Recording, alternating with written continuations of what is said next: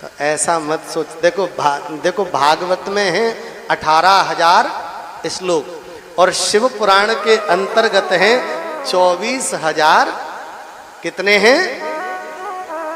पर ये इस पुराण की बात है। एक शिव पुराण और है जो आज उपलब्ध नहीं है। जो पुराना शिव पुराण था हमारे पास, जो मूल शिव पुराण था, उसमें 7 संहिता नहीं थी, उसमें 12 संहिता थी। आज के में 7 है। और उस शिव पुराण में 1,00,000 श्लोक हुआ करते थे। कितने? 1,00,000। पर हमारे देश पर दुष्टों ने आक्रमण किया और हमारे धर्म ग्रंथों को जलाया गया,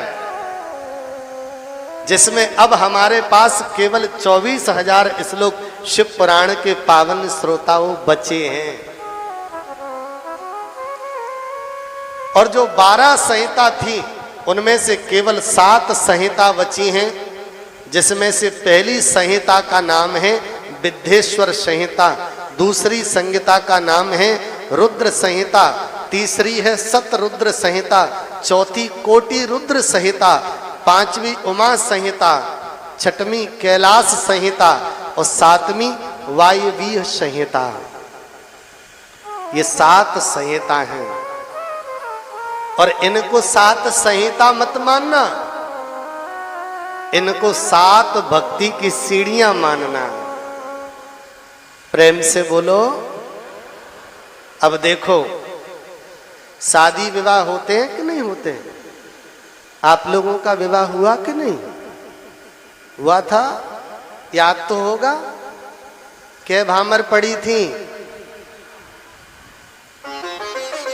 कितनी पड़ी थी? 7।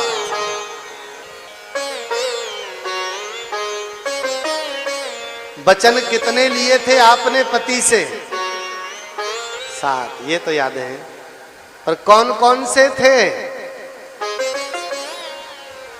अब क्या करें, पंडित जी पढ़ रहे थे, हम तो बैठे बैठे सो रहे थे।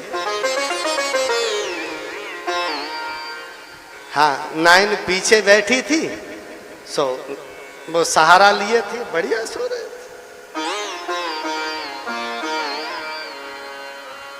5 वचन पति पत्नी से लेता है और 7 वचन पत्नी पति से लेती है।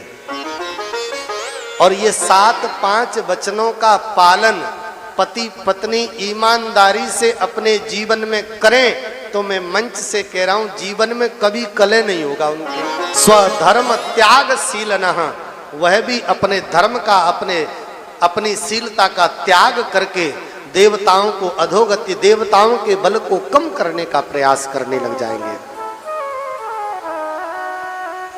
स्त्रियश्च प्रायसो भ्रष्टा भद्रवज्ञान कारिका, पुरुष अपने मार्ग से भ्रष्ट हो जाएंगे। रामचरितमानस में लिखा है ना, धन पराय विषते विष भारी।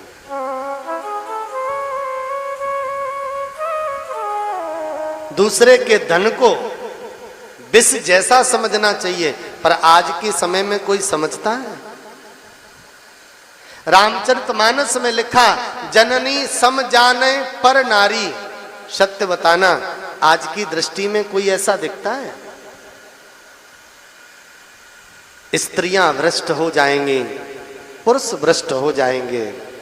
कन्या विक्रयणो लोभा दंपति नाम च कलकनम।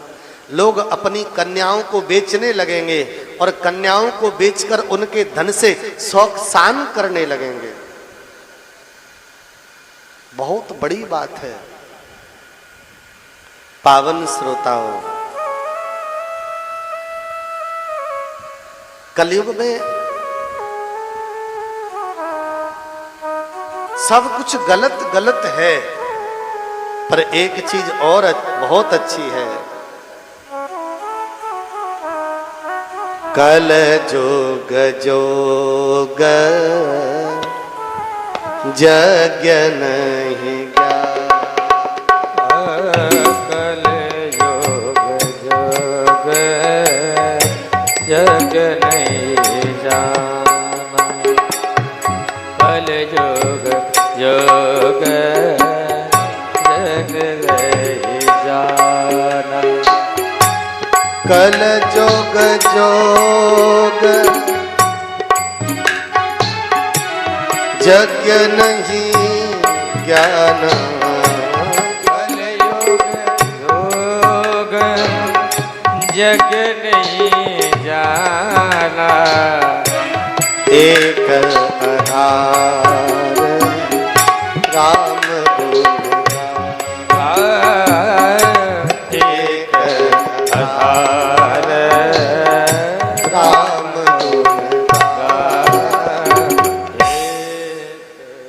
कल जुग जोग यज्ञ नहीं ज्ञाना, एक आधार राम गुण गाना। कलयुग समयुग आन नहीं, जो नर कर विश्वास। केवल परमात्मा के नाम से अगर जुड़ जाए ना व्यक्ति, तो प्यारे जीवन बदल जाता है। प्रेम से बोलो।